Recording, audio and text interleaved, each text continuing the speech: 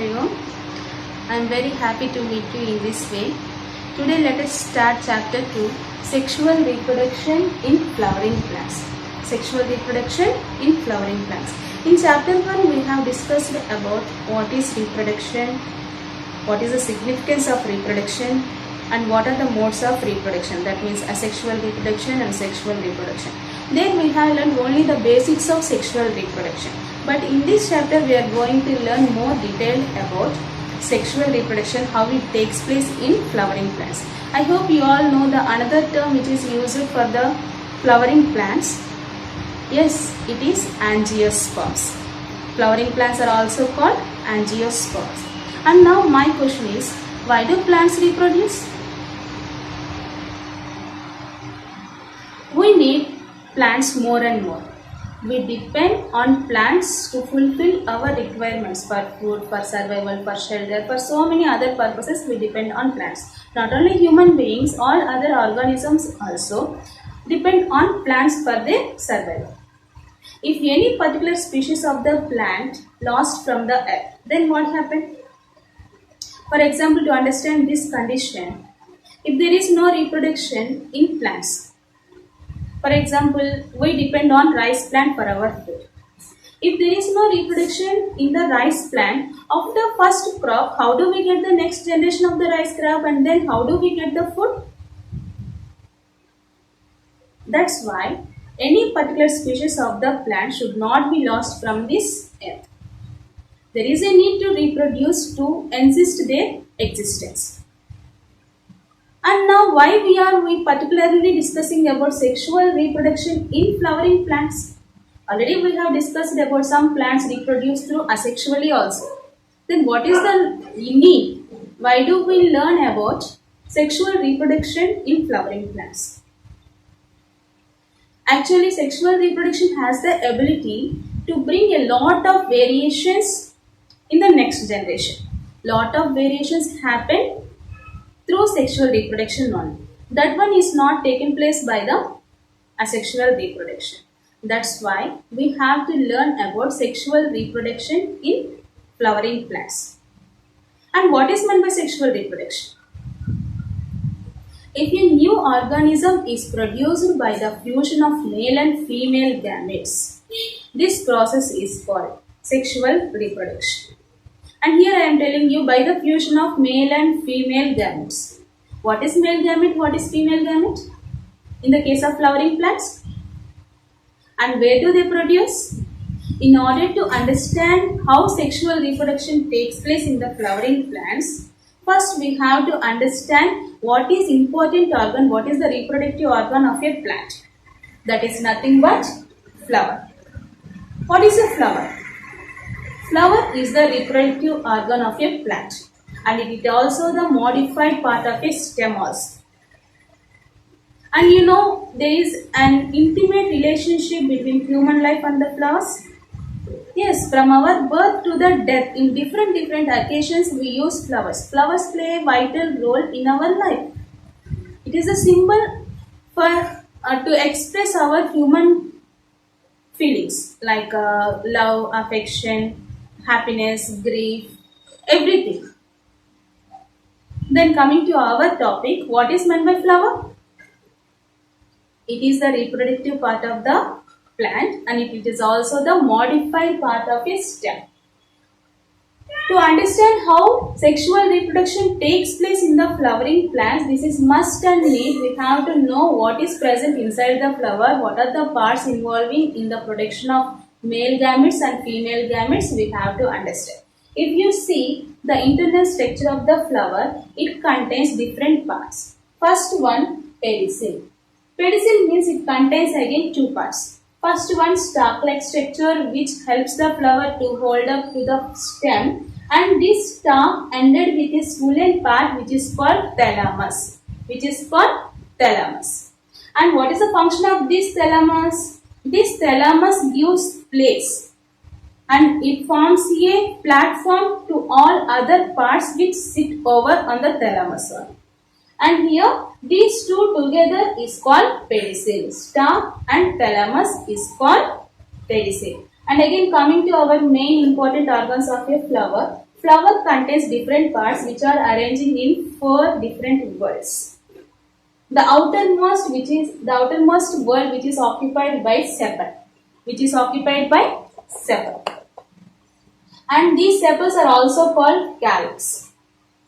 And next, what is this sepal and where do we find this one? Means it is a greeny structure which looks like a leaf-like structure.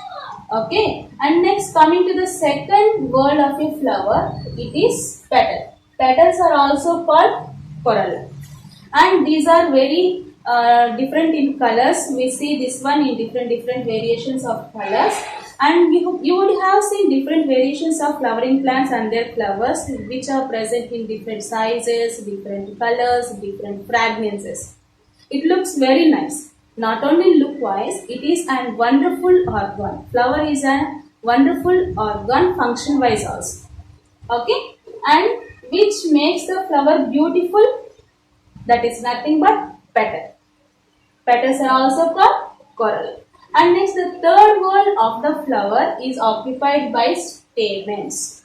Stamen is otherwise called male reproductive organ and it is also called androecium. Stamens are also called androecium. And the fourth innermost whorl of the flower is occupied by pistil or carpel, which is nothing but female reproductive organ.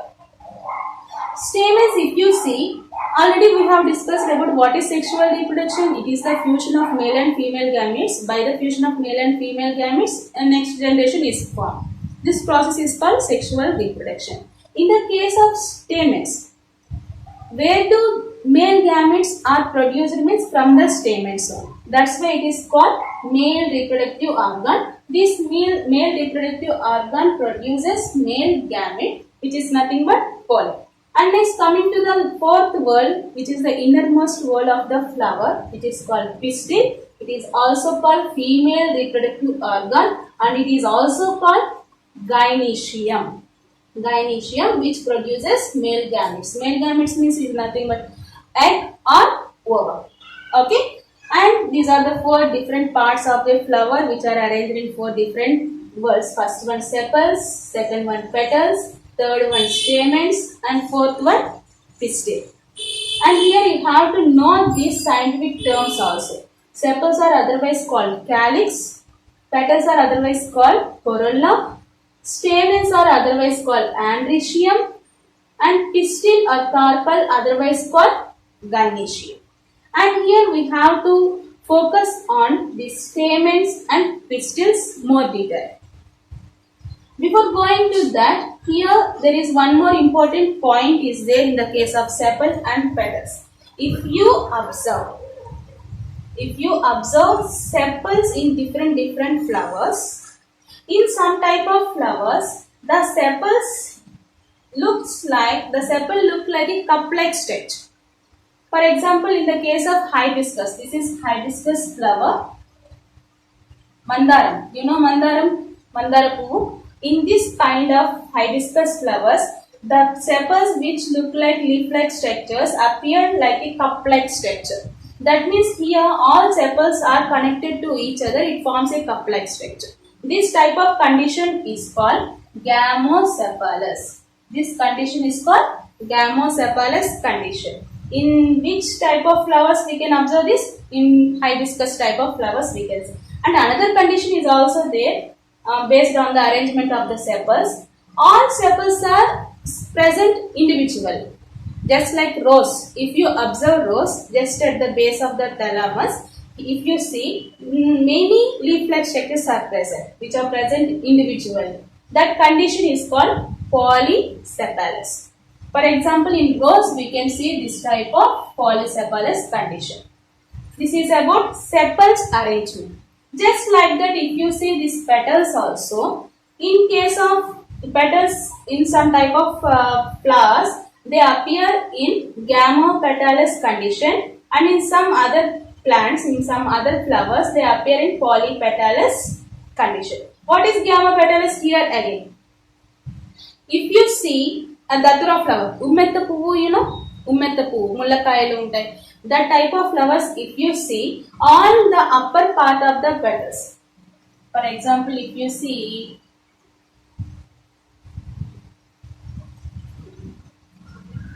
all petals are connected to each other and it becomes like a cup-like structure only, cube-like structure only. That condition is called gamopetalous.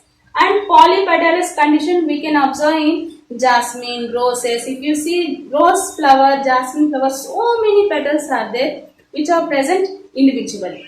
This type of condition is called polypetalous. We can see this one in hibiscus also, mandara poo, and rose, lily, jasmine, all these type of plants contain polypetalous condition in which petals are present individually.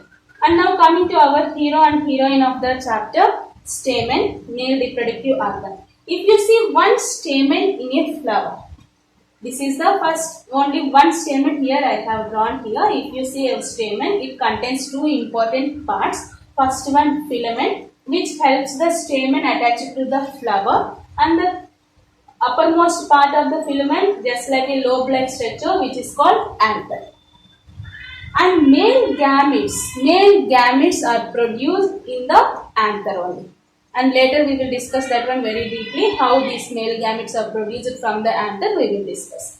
Then like that, if you see the main part of the female reproductive organ, one male reproductive organ, that means pistil. Again this pistil contains three important parts, which is nothing but stigma. The uppermost swollen part of the pistil is called stigma, and the stigma is elongated like a stalk-like structure which is called style, and this style ended with a bulby-like structure, a swollen part which is called ovary.